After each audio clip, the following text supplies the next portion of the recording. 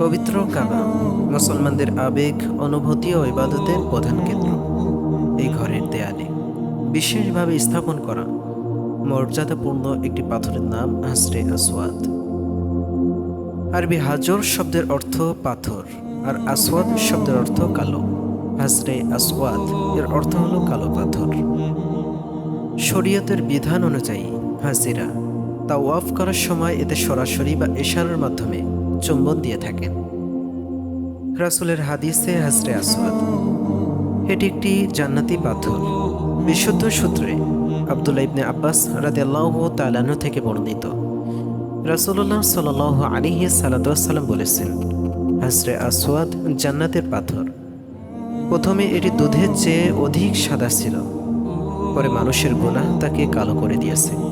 তিরমিজি। তবে অবাক করার বিষয় হলো, হাজরে আসওয়াদ পৃথিবীতে এলো কিভাবে? এই প্রশ্নটা সবার মনে ঘুরপাক খায়।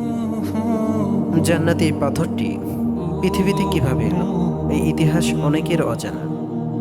এ বিষয়ে তাফসিরে মাযহারিতে বর্ণিত হয়েছে, আদি পিতা হযরত আদম আলাইহিস সালাতু ওয়াস সালাম জান্নাত থেকে পৃথিবীতে চলে আসার পর আল্লাহ তাআলা ইয়াকুত মর্মত নির্মিত এবং পূর্ব পশ্চিমমুখী জমরুদ নির্মিত দরজা বিশিষ্ট বাইতুল মামুরকে পৃথিবীতে নামিয়ে আনলেন এবং বর্তমানে কাবা ঘর যেখানে অবস্থিত তার জায়গায় তা স্থাপন করলেন। এরপর হযরত আদম আলাইহিস সালাতু ওয়াস সালামকে বললেন, তুমি জান্নাতে যেভাবে এই ঘর তাওয়াফ করতে এবং এই ঘরকে ঘিরে নামাজ আদায় করতে, এখানেও সেভাবে নামাজ পড়ো, তাওয়াফ করো। এ সময় বাইতুল মামুরকে সঙ্গে হাজরে আসওয়াদকেও পৃথিবীতে নামিয়ে আনা হয়। তাফসিরে মাযহারির বর্ণনা অনুযায়ী সর্বপ্রথম পৃথিবীতে নামিয়ে আনার সময় হাজরে আসওয়াদের রং ছিল একেবারে সাদা এবং এটি ছিল আলোকোজ্জ্বল ছিল। তবে জাহেলি যুগে এক পাপী ও অপবিত্র নারীর স্পর্শে পাথরটি কালো হয়ে যায়। হযরত নূহ আলাইহিস সালাতু ওয়াস সালামের মহাপ্লাবনের সময় হাজরে আসওয়াদ। হযরত আব্দুল্লাহ ইবনে আব্বাস রাদিয়াল্লাহু তাআলা আনহু থেকে বর্ণিত, বাইতুল মামুরের সঙ্গে হাজরে আসওয়াদ পৃথিবীতেই ছিল। তবে হযরত নূহ আলাইহিস সালাতু ওয়াস সালামের মহাপ্লাবনের সময় বাইতুল মামুরকে কাবা ঘরের স্থান থেকে আসমানে তুলে নেওয়া হয়। এ সময় আল্লাহ তাআলা হাজরে আসওয়াদকে বন্যার পানি থেকে রক্ষা করার জন্য হযরত জিবরাইল আলাইহিস সালাতু ওয়াস সালামকে দায়িত্ব দিলেন। জিবরাইল আলাইহিস সালাতু ওয়াস সালাম আল্লাহ তাআলার আদেশ পালন করলেন। ইব্রাহিম খলিলুল্লাহকে কাবা পুনর্নির্মাণের আদেশ। এরপর হযরত ইব্রাহিম আলাইহিস সালাতু ওয়াস সালাম কাবা পুনর্নির্মাণের আগ পর্যন্ত বাইতুল মামুরের জায়গাটি শূন্য পড়েছিল। হযরত ইব্রাহিম আলাইহিস সালাতু ওয়াস সালামের ছেলে ইসমাইল আলাইহিস সালাতু ওয়াস সালাম বাবার কাছে সাহায্য করার মতো বড় হওয়ার পর আল্লাহ তাআলা তার খলিফাকে কাবা ঘর পুনর্নির্মাণের আদেশ দিলেন। ইব্রাহিম আলাইহিস সালাতু ওয়াস সালামের ছেলে ইসমাইলকে নিয়ে আল্লাহর নির্দেশিত জায়গায় কাবা ঘর নির্মাণের কাজ শুরু করলেন। হযরত আব্দুল্লাহ ইবনে আব্বাস রাদিয়াল্লাহু তাআলা আনহুর বর্ণনা মতে, ইব্রাহিম আলাইহিস সালাতু ওয়াস সালাম কাবা ঘর নির্মাণের সময় হেরা, সিনাই, সিরিয়া, লুবনান, যদিও জায়দা এই 5টি পাহাড়ের পাথর ব্যবহার করেছিলেন। কাবার দেয়ালে আবারও হাজরে আসওয়াদ।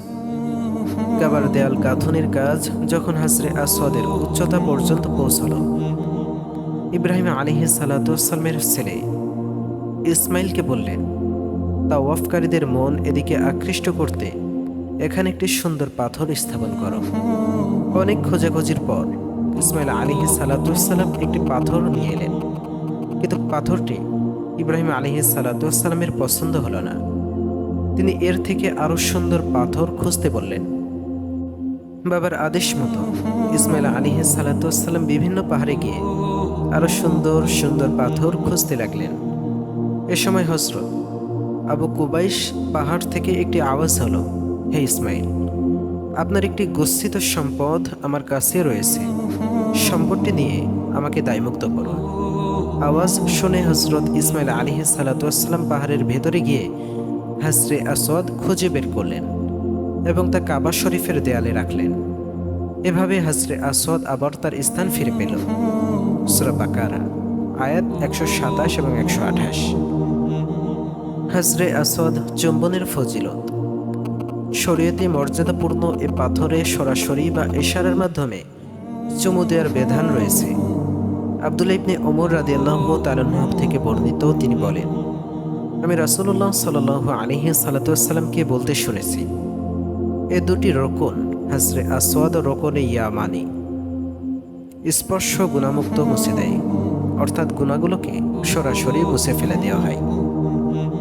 অন্য একটি হাদিসে এসেছে, কিয়ামতের দিন তার একটি জিহ্বা ও দুটি ঠোঁট থাকবে। বাইতুল্লাহর জিয়ারতকারীকে কোন নিয়তে তাকে চুম্বন করেছে সে সম্পর্কে সাক্ষ্য দেবে সে। অর্থাৎ কিয়ামতের দিন আল্লাহ রাব্বুল আলামিন তাকে সাক্ষ্য দেওয়ার জন্য পারমিশন দিবেন। কিয়ামতের দিন আল্লাহ রাব্বুল আলামিন তাকে বলবেন, বলো আমার বান্দারা কোন উদ্দেশ্যে তোমাকে চুম্বন করেছে, তোমাকে স্পর্শ করেছে।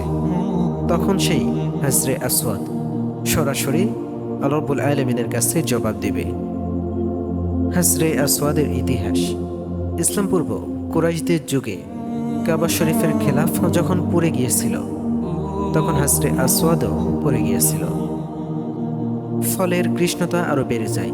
রাসূল সাল্লাল্লাহু আলাইহি সাল্লামের নবুয়ত পূর্ব সময়ে কাবা পূর্ণ নির্মাণের পর হজরে আসওয়াদ আগের স্থানকে বসাবেন, তা নিয়ে কুরাইশদের মধ্যে দ্বন্দ্ব বেঁধে গিয়েছিল। তখন রাসূল সাল্লাল্লাহু আলাইহি সাল্লাম নিজের গায়ের চাদর খুলে তাতে হজরে আসওয়াদ রেখে সব গোত্র প্রধানকে চাদর ধরতে বললেন।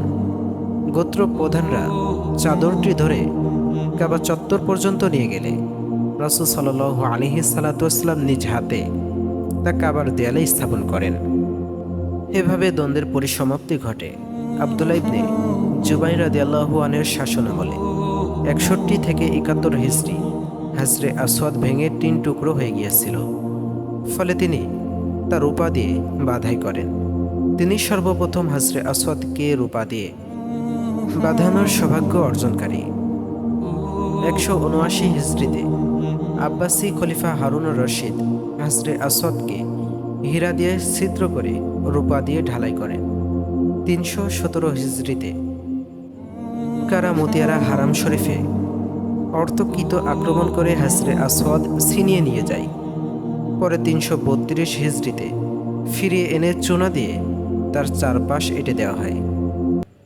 413 হিজরিতে এক নাস্তিক লোক শালাকা দ্বারা হজরে আসওয়াদের ওপর হামলে পড়ে, ফলে তা ছিদ্র হয়ে যায়। এরপর বনি সাইবার কিছু লোক তার ভগ্নাংশগুলো একত্রিত করে কস্তুরী দ্বারা ধুয়ে তার টুকরোগুলো আবার জোড়া লাগায়। 1331 হিজরিতে সুলতান মুহাম্মদ রাশাদ হজরে আসওয়াদের চারপাশে রূপার একটি নতুন বেষ্টনী তৈরি করে দেন। 1351 হিজরির এপ্রিলের 18 তারিখে বাদশাহ আব্দুল আজিজ বিশিষ্ট ব্যক্তি ও আলেম ওলামা সহ কাবা শরীফে উপস্থিত হন। হজরে আসওয়াদের অবস্থা সুদৃঢ় করার জন্য তাকে মেশকের আম্বরের মতো মূল্যবান পাথর সংযুক্ত করেন। অবশেষে 1417 হিজরিতে পবিত্র কাবাঘরের সঙ্গে হজরে আসওয়াদের বিশেষ রূপার দ্বারা নতুন বেষ্টনী স্থাপিত হয়। হজরে আসওয়াদ চুম্বনের ফজিলত। হজরে আসওয়াদ চুম্বন করা বরকতময়। রাসূল সাল্লাল্লাহু আলাইহি সাল্লাম বলেছেন, কিয়ামতের দিন এ পাথর আবু কুবাইশ পাহাড় থেকে বড় আকার ধারণ করে উপস্থিত হবে। তার একটি জিহ্বা, দুটি ঠোঁট থাকবে। বাইতুল্লাহর জিয়ারতকারীরা কে কোন নিয়তে তাকে চুম্বন করেছে সে সম্পর্কে বক্তব্য দেবে। আব্দুল্লাহ ইবনে ওমর রাদিয়াল্লাহু তাআলা আনহুকে হজরে আসওয়াদ সম্পর্কে জিজ্ঞাসা করা হলে তিনি বলেন, আমি রাসূল সাল্লাল্লাহু আলাইহি সাল্লামকে তা স্পর্শ এবং চুম্বন করতে দেখেছি। সহিহ মুসলিম শরীফ। হাজিদের করণীয়। বিশ্বের বিভিন্ন প্রান্ত থেকে মুসলিমরা কাবা শরীফে হজ পালন করতে আসেন। প্রায় সবারই আগ্রহের কেন্দ্রবিন্দুকে থাকে হজরে আসওয়াদ চুম্বন। কিন্তু হজরে আসওয়াদ স্পর্শ ও চুম্বন মুহূর্তে বেশ কিছু অসতর্কতা পরিলক্ষিত হয়।